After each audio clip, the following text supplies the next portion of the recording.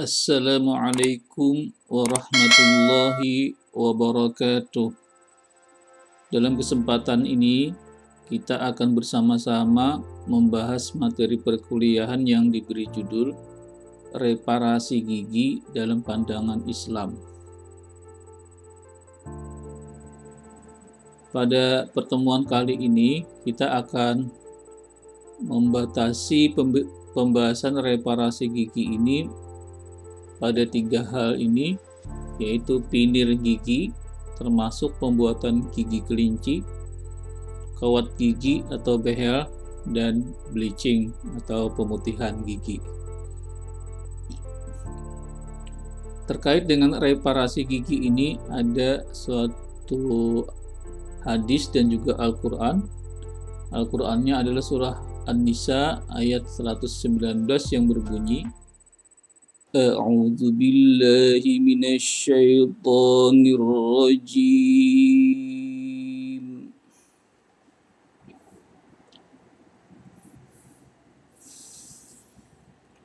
Bismillahirrahmanirrahim.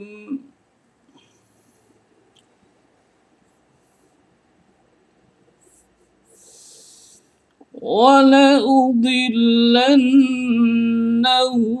وَلَأُمَنِّيَنَّهُمْ وَلَأَمُرَنَّهُمْ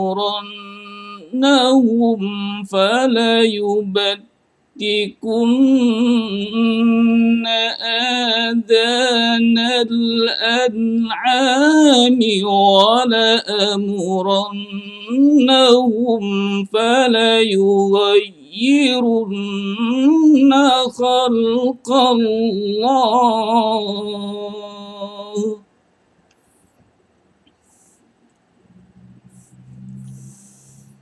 وَمَنْ يَتَّخِذِ الشَّيْطَانَ وَلِيًّا مِنْ دُونِ اللَّهِ فَقَدْ خَسِرَ خُسْرَانًا مُبِينًا.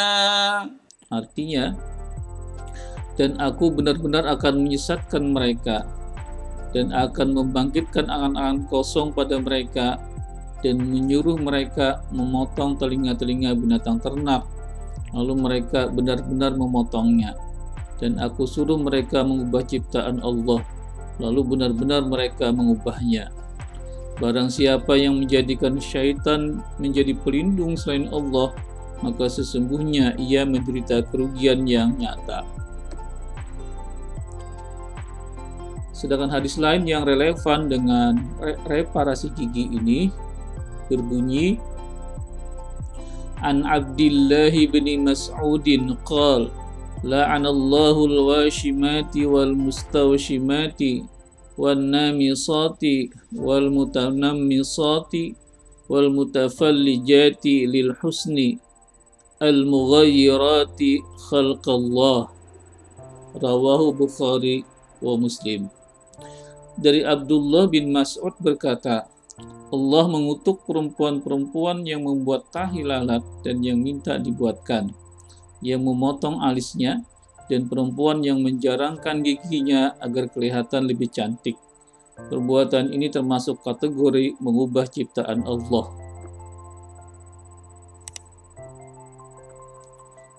Kata-kata al-mutafallijati ini artinya adalah merenggangkan gigi seri atau gigi yang terletak antara gigi seri dan gigi taring.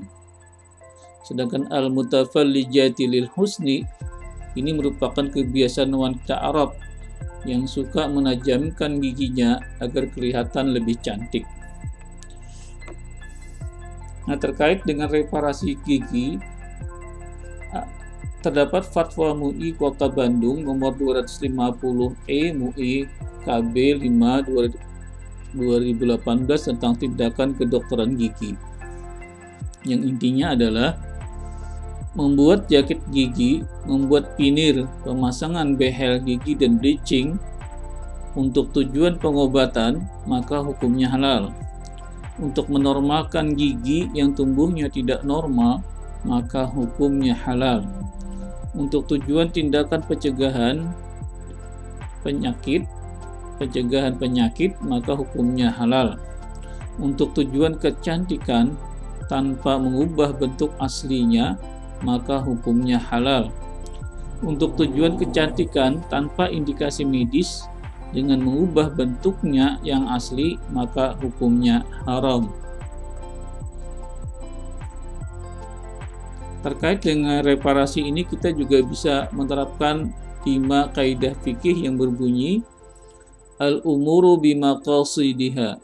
Hukum semua perkara bergantung pada tujuan atau niatnya.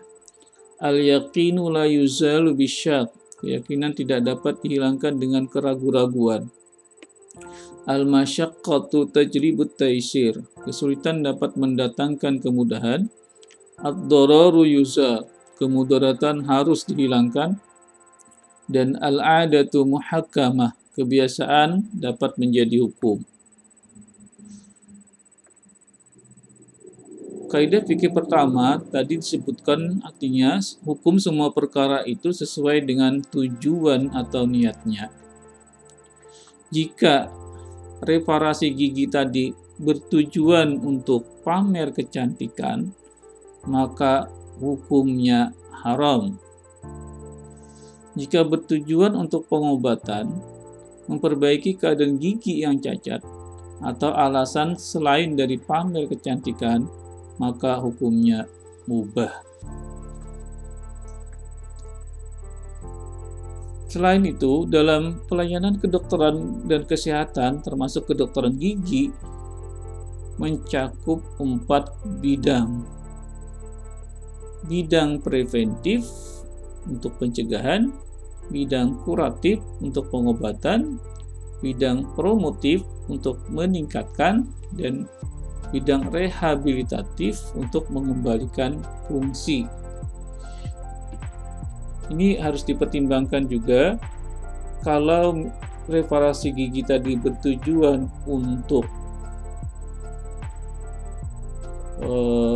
atau dalam bidang pelayanan kedokteran gigi, maka dalam pelayanan kedokteran gigi itu tidak hanya, kalau aspeknya adalah aspek kesehatan, tujuan kesehatan, itu tidak hanya dari aspek kuratif, tetapi juga dari aspek preventif, pencegahan, aspek promotif, meningkatkan, dan aspek rehabilitatif, mengembalikan fungsinya.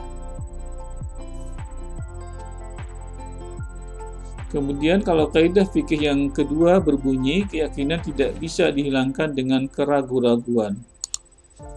Salah satu cabang dari kaidah fikih ini adalah hukum asal dari segala sesuatu adalah boleh sampai ada dalil yang mengharamkan. Jadi jika belum ditemukan atau belum ada dalil yang mengharamkan, maka hukum asalnya adalah boleh. Dalam reparasi gigi ini,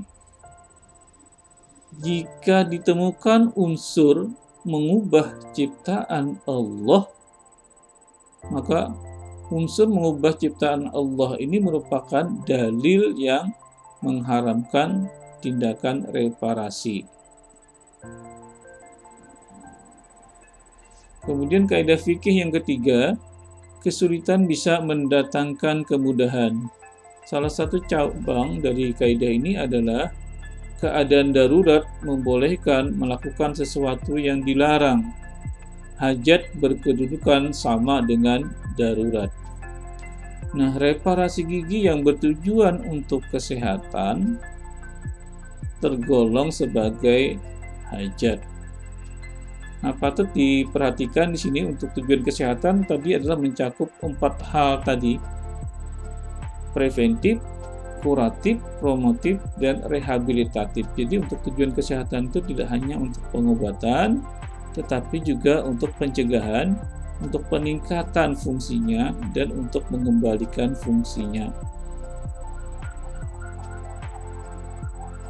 Nah, reparasi gigi untuk kesehatan ini tadi tergolong sebagai hajat.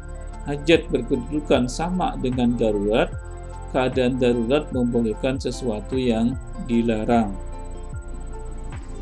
Kemudian kaidah fikih yang keempat adalah kemudaratan harus dihilangkan.